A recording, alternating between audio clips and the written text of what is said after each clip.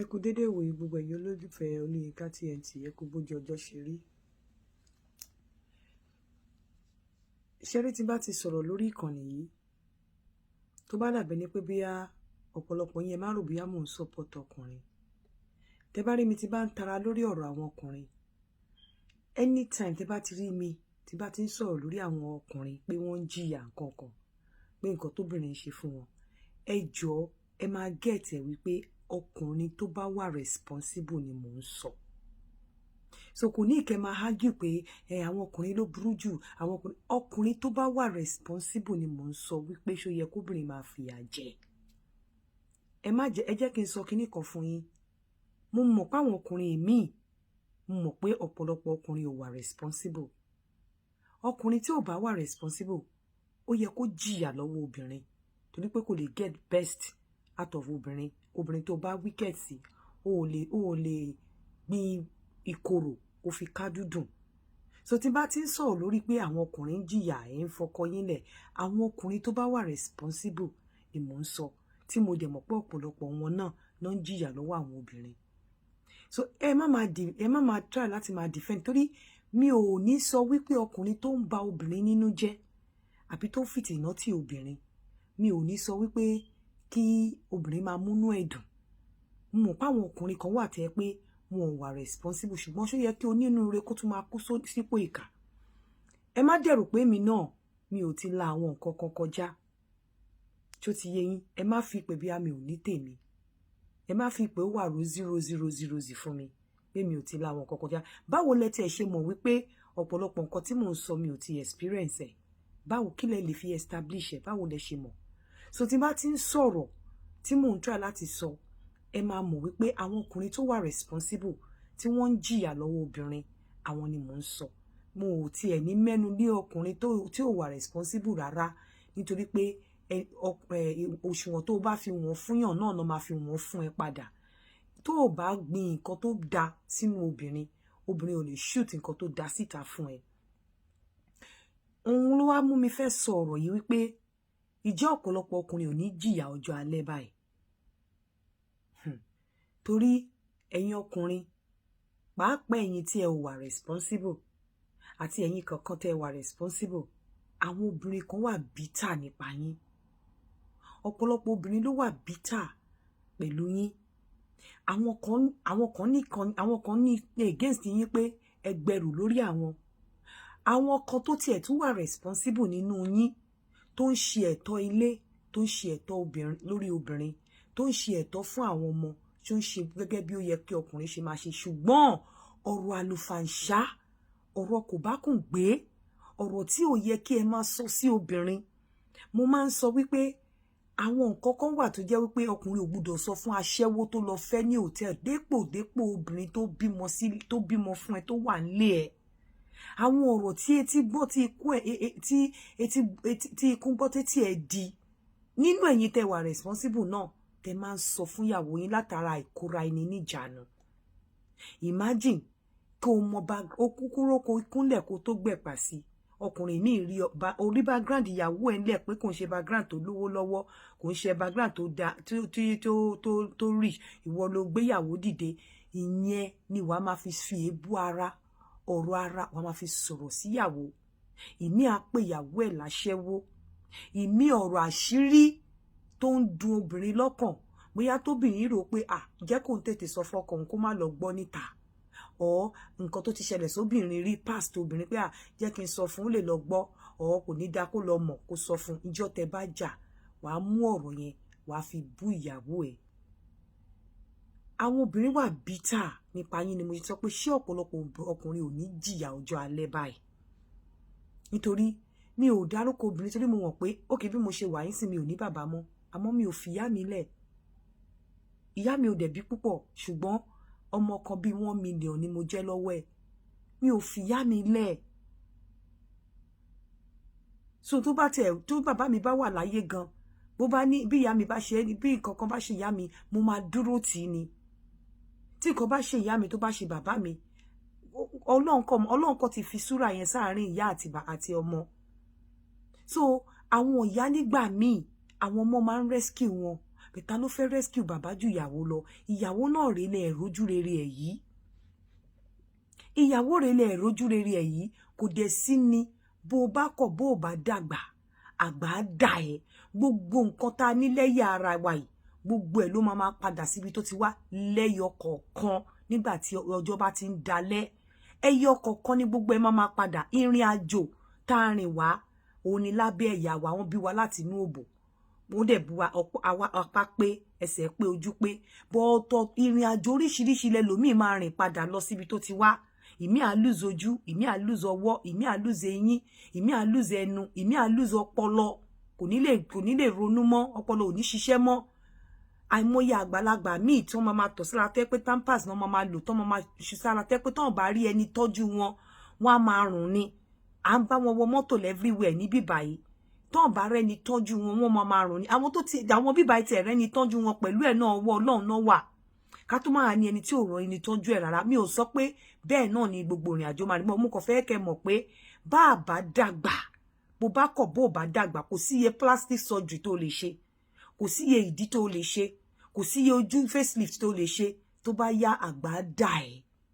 Bí ojú ẹ̀ ò bá rún jọ tí ara ẹ̀ ò rún jọ nínú àgọ́ ara ẹ̀ wá mọ̀ pé ó ti ń dàgbà. Àwọn agbára kan wà tí ò ní sí fún ẹ mọ́. Nígbà tó bá dìgbà yẹn níbo ló fẹ́ fojú sí ẹ̀san wo ló fẹ́ gbà lọ́wọ́ obìnrin. Àwọn obìnrin wà bitter. Lẹ́yìn tí mo ṣe show lánàá tán àwọn obìnrin tó pè mí tó ń ṣàlàyé nǹkan tọkọ wọn ṣe. Ìmí tó ń sọ ìmí ńgbà tó sún mi mo ní come kí ló fẹ́ ṣe. Àwọn obìnrin wà bitter.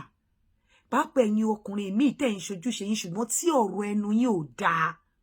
Ọ̀rọ̀ ẹnu yín ò dáa.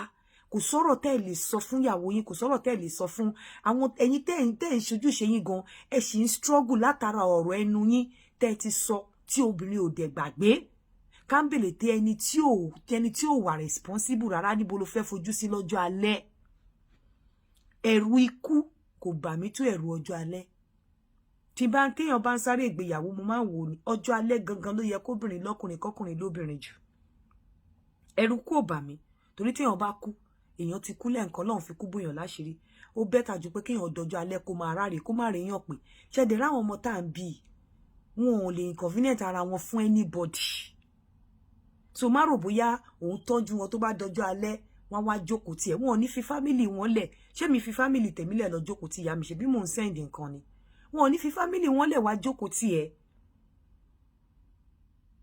Ọkọ ẹ ló máa jókòó ti ìyàwó ẹ ló máa jókòó tiẹ̀ lọ́jọ́ alẹ́. But ọ̀pọ̀lọpọ̀ yín àwọn nǹkan tí obìnrin ní sínú sí yín ò dáa.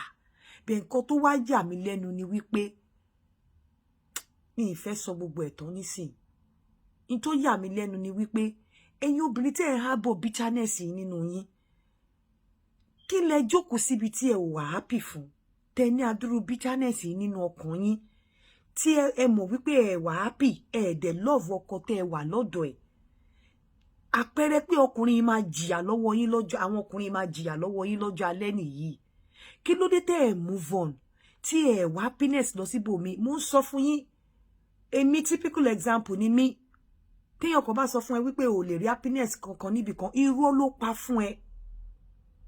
Tó bá wà nínú relationship kan torí pé o ò láyọ̀ inú ẹ ò dùn ọkàn ẹ ò balẹ̀ jọ nítorí Ọlọ́run láti má fìyà jẹ ọkùnrin yẹn lọ́jọ́ alẹ́ ò ṣe bọ́ síta ńbẹ̀ kó jẹ́ kó kégbére kó ní kálukú lọ wá ẹni tó máa dúró tì lọ́jọ́ alẹ́.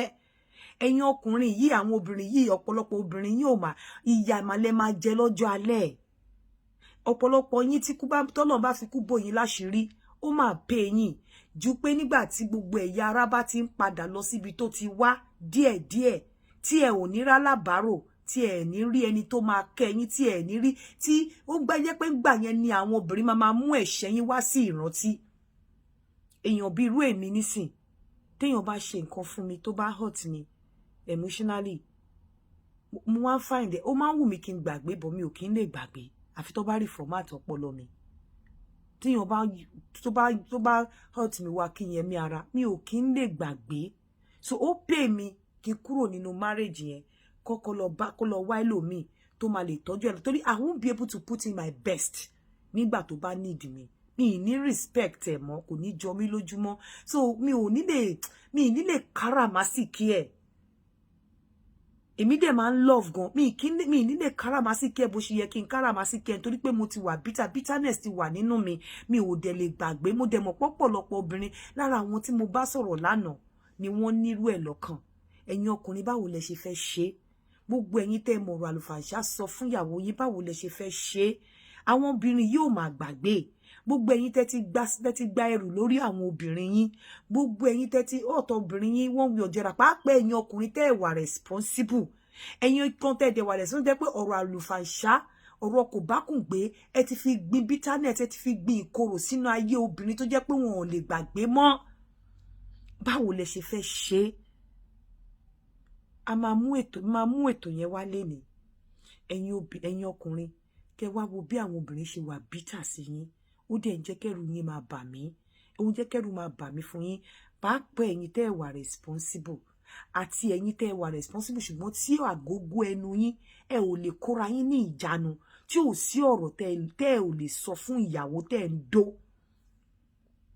Ẹ wà responsible ṣùgbọ́n látara ọ̀rọ̀ àlùfàǹṣá ẹ ti fi bitterness àti ìkorò sínú ayé obìnrin débi wípé á padà fi eyín yẹn gé yín jẹ later. Ẹ ti fi gbọn ìfẹ́ yín dànù. Ó kọ̀ dúró tì yín nítorí nǹkan tẹ́ ń ṣe fún ọmọ tẹ́ ń ṣe fún wọn ni kò sí ìfẹ́ yọkan báyìí. Èmi ò lè live pẹ̀lú ẹni tí mi ò bá nífẹ̀ẹ́. I can't. Mi ò dẹ̀ ní sọ pé I love you when I don't love you. Mi ò lè cope pẹ̀lú ẹni tí mi ò bá nífẹ̀ẹ́. Àmọ́ mi ò lè pretend pẹ̀lú ẹni tí mi ò bá nífẹ̀ẹ́. Mi ò mọ bí ọ̀pọ̀lọpọ̀ ẹ̀yin obìnrin ṣe ń ṣe. Pàápàá àwọn kan tí mo bá sọ̀rọ̀ lánàá. Àfi obìnrin kan tó ti kúrò nínú marriage tó dẹ̀ lóun wà nísìnyí inú òun dùn òun ti fi marriage yẹn lẹ̀. Àwọn family ọkọ òun sì love òun. Wọ́n dẹ̀ ipò wọn love but nǹkan tọ́kọ òun ṣe òun ò lè dúró ó kúrò ń bẹ̀. Irú obìnrin yẹn kudos mo dẹ̀ respect ẹ̀. Bẹ́ẹ̀ ìwọ tó wà happy nínú marriage tó dẹ̀ mọ̀ pé ò lè wúlò fún ọkùnrin ní ọjọ́ alẹ́ ẹjọ́ kí ni ká ṣe sí? Ẹ̀yin ọkùnrin yìí ìyá yín màmá ọ̀pọ̀lọpọ̀ yín mà lè máa jìyà ọjọ́ alẹ́. Ọ̀pọ̀lọpọ̀ ẹ̀yin tẹ́ pé tẹ́ bá mọ bitterness tó wà nínú àwọn obìnrin sí yín ẹ jẹ́ kó dìrọ̀lẹ́. shabarikolo.com ẹ lọ register ń bẹ̀. Ẹ̀yin tẹ́ ń pè mí kò sí tí mo lè ṣe sọ̀rọ̀ owó yẹn. Ẹ download ẹ lórí Play Store. UK Excellency is Excellency UK àwọn oní event ni ẹ pè wọ́n sórí aago tí mo máa pè fún yín nírọ̀lẹ́. Danabix Homes and Properties ilé wọn àti ilé wọn náà ṣì ń tà wẹ́rẹ́wẹ́rẹ́ +234 70444 33316 ẹ jẹ́ ká pàdé nírọ̀lẹ́.